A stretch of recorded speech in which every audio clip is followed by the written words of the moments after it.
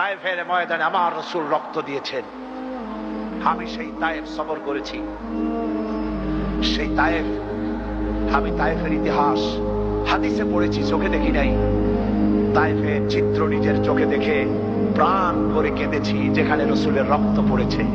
3টি জায়গায় রাসূলের রক্ত পড়েছে।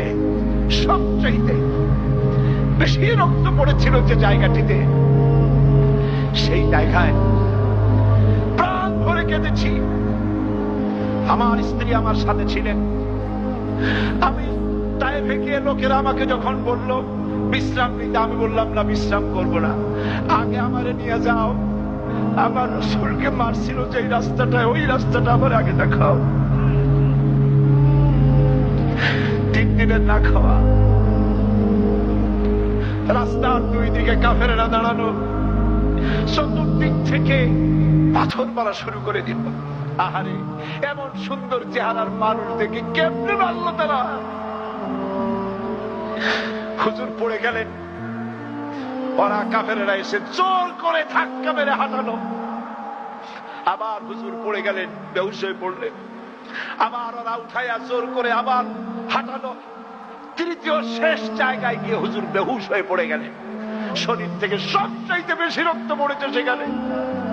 আমি লম্বা সেজদা করে এত কান্না কাঁদছি, আরে আমার নবীজির রক্ত পড়েছে এই মাটিতে। ফেরেশতারা এসে বলছেন, হে রাসূল, আপনার এই অবস্থা থেকে আকাশের ফেরেশতারা কাঁদতে কাঁদতে অস্থির হয়ে গিয়েছে। আপনি আমাদের অনুমতি দেন, এই পাহাড় চাপা দিয়া কাফেরের কুষ্টি সাফ করে দেই।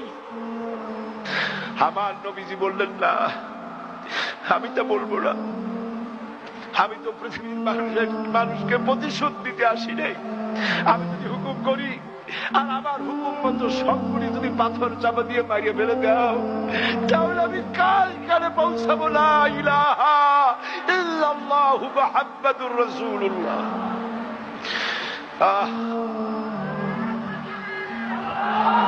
রাসূলে কারীম সাল্লাল্লাহু আলাইহি ওয়াসাল্লাম উঠে বসেছেন, সঙ্গে যায়েদ, রক্তাক্ত শরীর। আরে, যেই শরীরের দিকে মানুষ একবার তাকাইলে চোখ ফিরাইতে পারত না। হযরত আয়েশা বলেছেন, যে সমস্ত নারীরা ইউসুফ আলাইহিস সালামের দেখে হাত কেটে ফেলাইছিল, ওরা যদি আল্লাহ রাসূলকে দেখতো, হাত কাটতে কাটতে কলিজা কাটে ফেলাই দিত, টের পাইতো না। এমন মানুষের গায়ে কেমনে পাথর মারল?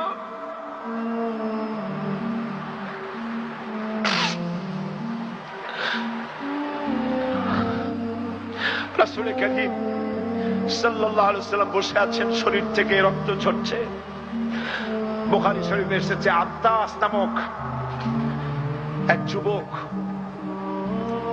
আঙ্গুরের বাগান থেকে 1 গ্লাস আঙ্গুরের শরবত এনে হুজুরের হাতে দিলেন।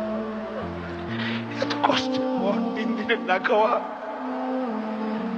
ক্ষুধার্ত নবী 1 গ্লাস আঙ্গুরের শরবত সবটুকুন পান করে একটা স্বস্তির নিঃশ্বাস ফেললেন। বললেন, তোমার নাম না আত্তাস? তিনি বললেন, হ্যাঁ, আমার নাম আত্তাস। তোমার বাড়ি হযরত ইউনূস আলাইহিস সালামের গ্রামে? বললেন যে হ্যাঁ, আমার বাড়ি ইউনূস আলাইহিস সালামের গ্রামে। যুবক জিজ্ঞেস করলেন, হুজুর, আপনি কি করে বুঝলেন আমার নাম আত্তাস আর আমার বাড়ি ইউনূস আলাইহিস সালামের গ্রামে? আপনি জানলেন কি করে? হুজুর বললেন, আমিও নবী, ইউনূস আলাইহিস সালামও নবী, এক নবীর খবর আর এক নবীর কাছে থাকে। রাসূল গায়ের রক্তগুলি ধুইয়ে 2খানা হাত আল্লাহর দরবারে তুললেন। আজকে দুনিয়ায় কেউ নাই হুজুরের, খাদিজা নাই, আবু তালেবও নাই, রাসূল একা। সাহাবীরা দিনের বেলায় কাফেরদের ভয়তে হুজুরের সঙ্গে দেখা করতে পারে না। হুজুর বলেন, আমার ওই কষ্টের সময় খাদিজা নাই। ওই সব পাথরগুলি আমি আজও চিনি, যে পাথরগুলি আমি যাওয়ার সময় রাস্তায় পাথরগুলি আমাকে বলেছে, আসসালামু আলাইকা ইয়া রাসূলুল্লাহ। পাথরগুলি আমাকে সালাম করেছে। আল্লাহ পাক আমাকে সান্ত্বনা দিয়ে বলেছেন, ইয়া আইয়ুহান নবী হাসবুকাল্লাহ।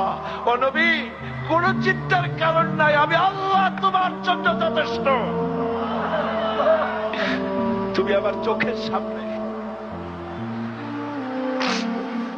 হযরত খাদিজা রাসূলুল্লাহ কোন সময় ভুলতে পারেন নাই।